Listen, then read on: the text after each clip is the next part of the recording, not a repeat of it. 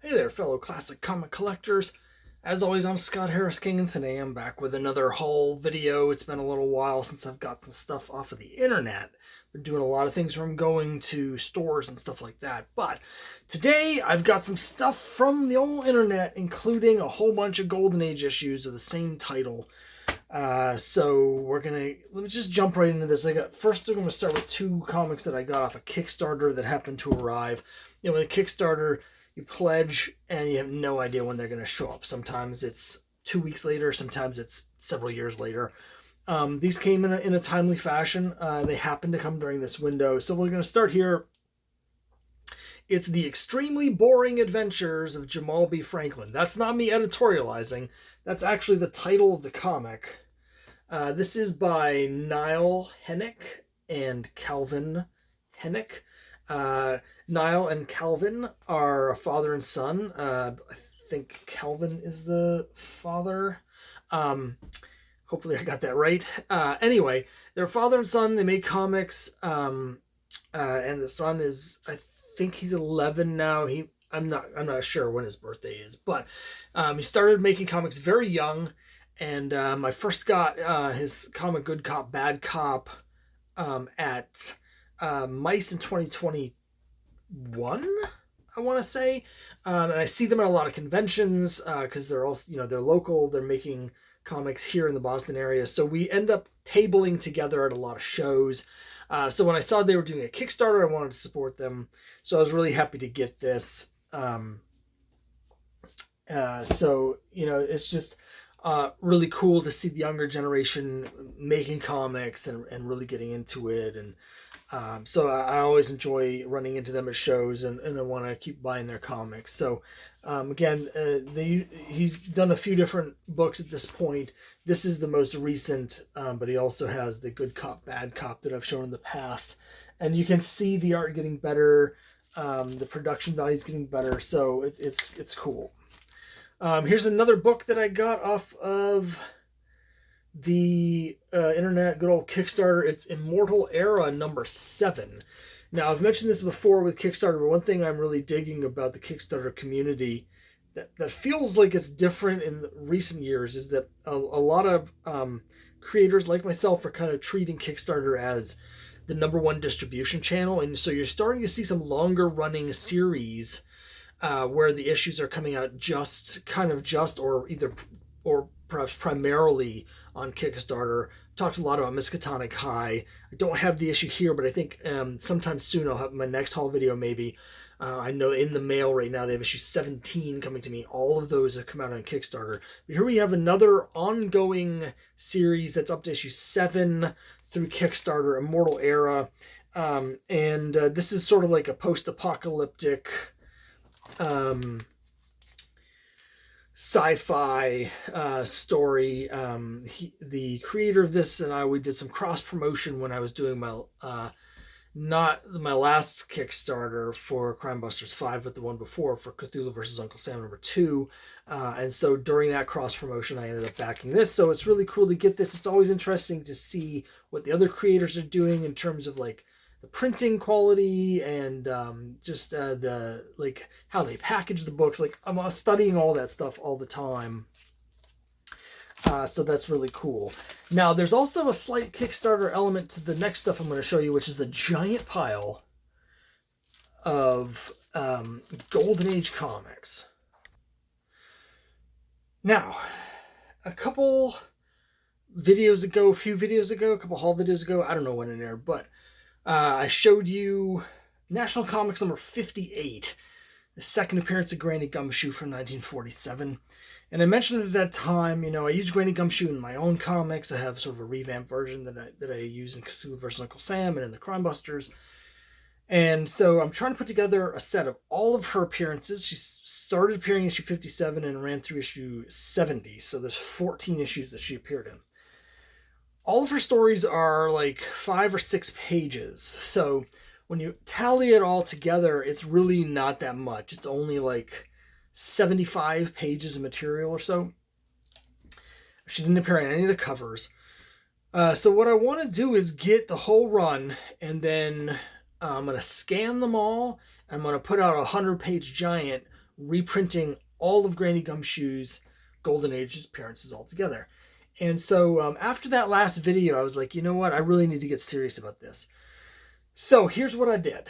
I've already tapped out all of everything on eBay that was in my price range I had bought, and a couple other places that I go, and they just weren't really coming up. So what I did was this. I went to the CGC forums, and on the CGC forums, it's outdated, but there's a list of like all the comic book stores that have Golden Age comics. So even though I knew that some of those stores don't exist anymore, some of the websites are defunct, whatever, I decided that I was going to go to every single individual dealer's website to see if they had any of the issues of National Comics that I needed. And some of them were like big giant websites. Some of them are like crappy old websites from the late 90s. There was one dealer that I ordered some books from where there weren't even any pictures. It was just like a text list of issues and grades. And it was like, this issue VG. And so it was like ordering, for those that are as old as I am or older, it was like ordering comics back in the 80s or in the 70s, where you'd send away your want list with the money and hopefully you got what you ordered, right? So I went to like 100 more stores online, spent hours going through all of them to find whatever issues of National Comics that they had. And I ended up getting almost all of them. As I mentioned, like, the covers aren't too exciting because Granny's not on any of the covers. This is after Uncle Sam was no longer in the book. So the lead character in National Comics was the Barker, who is like a carnival barker. There's some other really cool ongoing strips in here. There's some superhero stuff in these issues, but it's not Uncle Sam, it's Quicksilver. Which was the name of the original. The original Quicksilver was the guy with super speed, just like the Marvel version. He has appeared in DC, but they changed his name to Max Mercury because of the trademark. So all of the Max Mercury Quicksilver stories are in here and stuff. And there's Sally O'Neill, policewoman, appeared in all 75 issues of National Comics, and that's a really cool strip. The covers are all Barker. So here we are. And this is issue 59 of National Comics. I'm just going to go through these pretty quick. Some of these are really low grade. This one says brittle pages. That's okay. One thing that's going to happen when I scan these, some of them are going to get damaged, so I wanted really low grade. And I'm going to digitally remaster them. So for like pages that are darker, I'm going to lighten them. I'm going to like adjust the colors and the contrast and stuff so that to sort of eliminate as much as possible, like the tanning and things like that. Issue 60, National Comics. It's really cool. I love its classic old National Comics logo.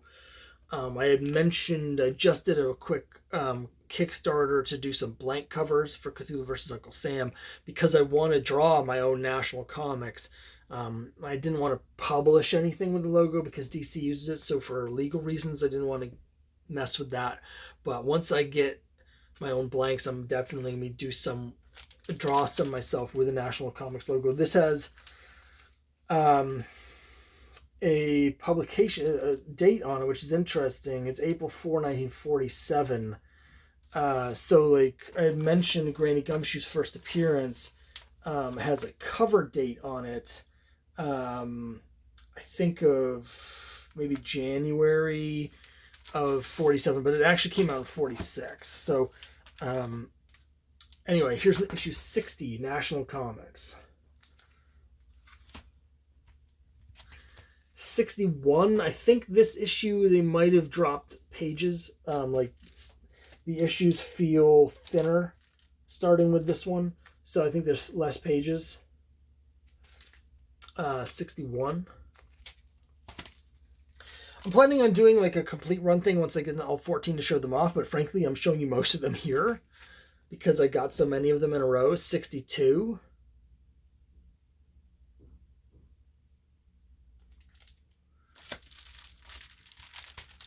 63, Some of these were cheap. Some of them were very cheap. I think the cheapest I got was like $22. That one's in pretty bad shape. But again, I was trying to get low grade. That one that was that cheap, which I haven't got to yet, I'll probably replace it for my own personal collection, but for scanning reasons. Some of them were more expensive than I wanted. Here's 65. Like, I bought a couple of these, as you can see, from Metropolis. They tend to be on the more expensive side. They weren't too bad. The thing that really killed me with Metropolis was after I bought them for a really good price, they charged over $20 in shipping to send 2 comics from New York to Boston. Now, I send people comics all the time, and I can tell you that should have cost about $6. So I got absolutely hosed by Metropolis on the shipping costs, which is just absolutely ridiculous. Here's the copy that I got that's in really bad shape. It's 67. It has some water damage and some staining. But it also has a date stamp June 2nd. But as rough as it is, the listing for this actually had pictures inside, and I could see that the Granny story, the page quality is okay. Then it wasn't staining on the Granny Gumshoe story. 67. So what I did was this, again, some of these are a little bit more than I wanted to pay, but I basically paid for these out of my comic book making budget, not my collecting budget, right? So these are gonna be a business expense because I'm gonna use these for business purposes. And then what I'm gonna do is, once I've done the Granny Gumshoe 100-page giant, this is going to be one of the costs towards making that. And so then when I have the Kickstarter, and assuming that gets funded, then I basically will reimburse myself the money for buying them. So that allowed me to justify buying these in a way that I wouldn't spend my comics making money on just stuff for my personal collection. But this was something where I am going to be using these to make this 100-page giant. So here's issue 68. And then 69. This has some foxing. It may even have a little bit of mold on it. But it was $15 before shipping. And again, it should be fine for scanning purposes, and then I'll probably, at some point down the road, if I can find a nicer copy for my personal collection, I'll upgrade, and then I'll either give away or sell or trade away this copy. But again, huge run right there, as you can see. 59, 60, 61, 62, 63, 65, 67, 68, 69. Now, there's a couple of issues missing in there. 64 I already have. The issues that I'm missing from this run now are 66 and 70. Those are the only 2 issues of the Granny Gumshoe National Comics run that I'm currently missing. There is a copy of 66 on eBay, but it's a CGC 9.0, so the asking price is $400. And I don't want a copy that nice because I'm going to be scanning it and it's going to ruin it. So that's no good. What I really want is something that's like a nice supple 2.5 where I can slap it in there and it won't really damage any more than it's already beat up. And I can just enjoy it. And 70, I haven't found yet. I haven't found any copies of 70. I have a feeling that 70 is going to be the hardest one to get. But we'll see. I've got some feelers out to try and track down 66 and 70. But again, once I have those done, then the next step is just figuring out, like with the 100-page giants, I don't want it to just be reprints. Of the Golden Age stuff, I want to have a new story. So I could do, potentially put in one of the issues of like a Cthulhu vs. Uncle Sam #2. I could put that in with it. I'm colorizing at the moment. I'm about to have my colorize Crime Busters 3, which is the first appearance of my version of Granny Gumshoe. I could put the colorized version in that. I'd love to do a new story, but I don't know if I have the resources for that really. I'm just not sure that I have the money to commit to that with all the other titles that I'm doing at the moment. So it might end up being like an all reprint thing. I'm not sure, but I think it'll be fun to put together. It'll be cool to have just something where Granny's on the cover and it has her own logo, because she never appeared on any of these covers of any of these issues. So I don't know. We'll see how it goes. It's not going to be till next year probably, because I still need to get these two issues and just do a lot of work on it. But we're getting close to having that done. It's really cool to have these done. I'm hoping to have some more cool videos soon. There's a whole bunch of videos I had been planning on recording recently, but I've hurt my foot. So for the past several weeks, I haven't really been able to stand long enough to do videos. So there's a bunch of stuff I was planning on doing. We just passed the 3rd anniversary of the YouTube channel starting. I'm also about to hit my 50th birthday next month. So I want to do a bunch of videos where I'm going to do a new top 50 at 50.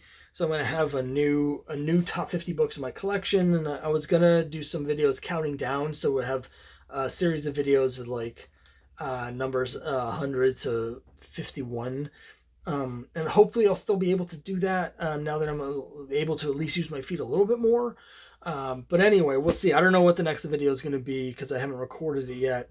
We'll have to see how it goes. But for now, this is what we got. I know I do have some things coming in the mail from Kickstarter that I've been notified of. So hopefully I'll have some cool stuff coming. And then next month, I'm also going to start to have some convention videos from conventions that I'm tabling at, some small shows that I'm going to be appearing at.